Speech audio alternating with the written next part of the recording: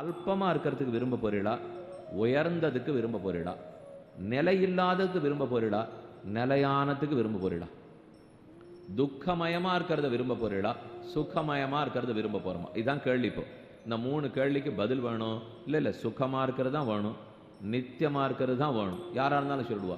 உயர்ந்து இருக்கிறது தான் வேணும். அது உயர்ந்ததாக இருக்கணும், சுகமாக இருக்கணும், நித்தியமாக இருக்கணும்.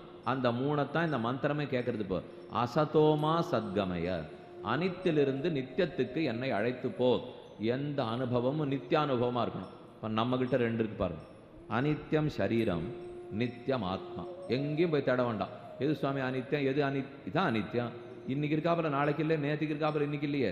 இன்னைக்கு தொண்டை நன்னா இருக்கு, நாளைக்கு எப்படி இருக்குமோ தெரியாது. இன்னைக்கு எல்லாம் நன்னா தெம்பா எழுந்திருக்க முடிஞ்சது, நடக்க முடிஞ்சது. நாளைக்கு அடுத்தால முட்டி வலிக்க ஆரம்பிச்சிருமோ என்னமோ தெரியாது. இப்போ அப்போ எல்லாமே அனித்தியம். இந்த சரீரமே மாறுதலுக்கு உட்பட்டுண்டே இருக்கு. இந்த சரீரம் அனித்தியம், ஆனால் ஆத்மா நித்தியம். நித்தியம் அழிதலுக்கு அப்பாற்பட்டது. ஆத்மாவை வெட்டவோ உலர்த்தவோ நனைக்கவோ கொளுத்தவோ எதுவும் செய்ய இயலாது.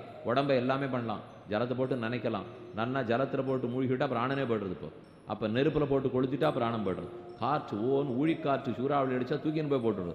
கத்தியை வச்சு வெட்டினோம்னா வெட்டி விடலாம். இது ஒன்றுமே ஆத்மாவை பண்ண முடியாது.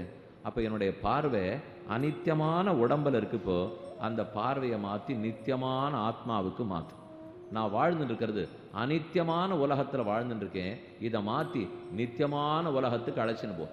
எப்போ நமக்கு எல்லா இடத்துலையும் ஆனந்தத்தை பார்க்கலாம்னால், ஆனந்தமே உருவாக்குறத பார்த்தா தான் நமக்கு ஆனந்தம் ஒட்டிக்கும். இப்போ ஒரு இடத்துல நிறைய நோயாளிகள் இருக்காள்னு வச்சுங்க. அங்கே உள்ள போயிட்டு வரோம்னா கண்டிப்பாக தொத்து நோய்க்கு வாய்ப்பு அதிகம் தானே. நோயாளிகள் இருக்கிற இடத்துல இருந்து அதுக்கு தான் அப்படி மூக்கில் போட்டுங்க, நாக்கில் போட்டுங்க, உடம்பெல்லாம் ஊசியெல்லாம் ஊற்றிங்க எல்லாம் சொல்கிறாலும் இல்லையோ. ஏன்னா அங்கே நோய் நிறையா இருக்குது. அந்த நோய் இருக்கிற இடத்துலையே நம்ம போயிட்டு வந்திருந்தோம்னா நம்மள நோய் பிடிச்சிடும். அதே ரொம்ப சுத்தமான காற்று, கங்கை கரையில் இருக்கார், ரிஷிகளுக்கு நடுவில் இருக்கார், ஒன்றுமே பிடிச்சிக்காது. ஏன்னா அங்கே நோயே இல்லையோ. அதை போல நம்ம மனிதர்களையே பார்த்துட்டு இருந்தோம்னா அவள் ஏற்கனவே துக்கத்தில் இருக்கா. இந்த துக்கத்தை பார்க்க பார்க்க தொத்து வியாதி ஆட்டம் துக்கம் ஒட்டின்னு விடுறது. அவர்கள் துன்பம் நம்மகிட்ட ஒட்டிக்கிறது. ஆனால் பகவான் எப்பவும் ஆனந்தமயமாக இருக்கார். அதனால தான் அவரை தியானிக்கணுங்கிறோம். ஏன்னா ஆனந்தமாக இருக்கிறவரை தியானித்தா அப்பவும் ஒட்டிக்கும், ஆனந்தம் ஒட்டிக்கும். துக்கமாக இருக்கிறவனை பற்றி நினச்சா ஒட்டிக்கும், துக்கம் ஒட்டிக்கும். இப்போ நீங்களே யோசிச்சு பாருங்க. நம்ம வாழ்க்கையில் நினச்ச நடந்திருக்கிற நல்ல நிகழ்ச்சிகள். அன்னைக்கு நான் திருப்பதி யாத்திரை போனேன் சுவாமி, வாழ்க்கையில் மறக்க முடியாது. ஒரு தரம் பத்ரிகாசிரமம் போயிட்டு வந்திருக்கோம். என்னமா இருந்தது தெரியுமோ, அதை இன்னும் ஞாபகம் வச்சுருக்கேன். ஒரு பெரியவர் மகானுபாவர் சன்னியாசி ஒருத்தரை சந்தித்தேன். அவர் அப்படி அக்ஷதை போட்டு பிரசாதம் கொடுத்தார். இப்போவும் ஞாபகம் வச்சுருக்கேன். இதை போல இருக்கிறதெல்லாம் எப்போது நிலவர கொள்ளணும், அடிக்கடி ஞாபகப்படுத்திக்கணும். ஆனால் சோதனையாக நமக்கு இதை போல நடந்த நல்லதெல்லாம் ஞாபகத்துக்கே வராது.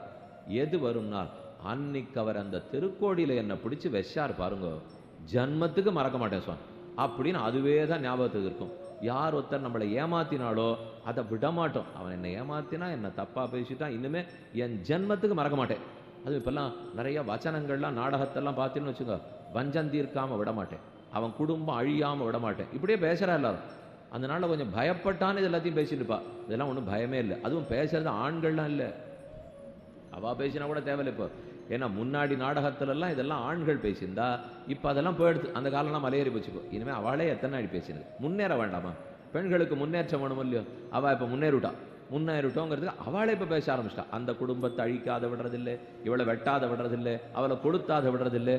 இப்படியெல்லாம் நம்ம ஒன்றும் பாரத தேசத்தை பெண்கள் பார்த்தது இல்லையன்னா இல்லையே. மேற்கத்தி தேச பெண்கள் பேசுகிறா, பாரத தேச பெண்கள் முன்னேறணும் இல்லையோ.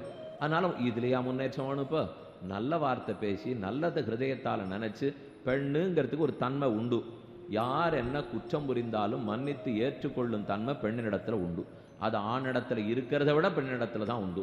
மற்றொன்று, ஒரு இடத்துலேருந்து இன்னொரு இடத்துக்கு போய் அந்த இடத்துக்கு வாய்ப்பா தன்னை மாற்றி கொள்ளக்கூடிய வல்லமையும் பெண்ணினிடத்துல தான் உண்டு. அதுவும் ஆணிடத்துல கிடையாது. இல்லைன்னா இல்லை, பொண்ணு அது என்ன ஆமன் மட்டும் இங்கே பிறந்துட்டு அவர் வீட்டில் போய் கொடுத்தன பண்ணக்கூடாதான்னா நடக்காதே. நடக்கிறத பற்றி பேசணும். இல்லைங்கிறத குறையா நினச்சக்கூடாது. இல்லைங்கிறத நிறை. ஒரு பெண்ணுக்கு ஒரு நிறை பகவான் கொடுத்துருக்காருன்னா கொண்டாடிட்டு வாழ்ந்துட்டு போகணும்.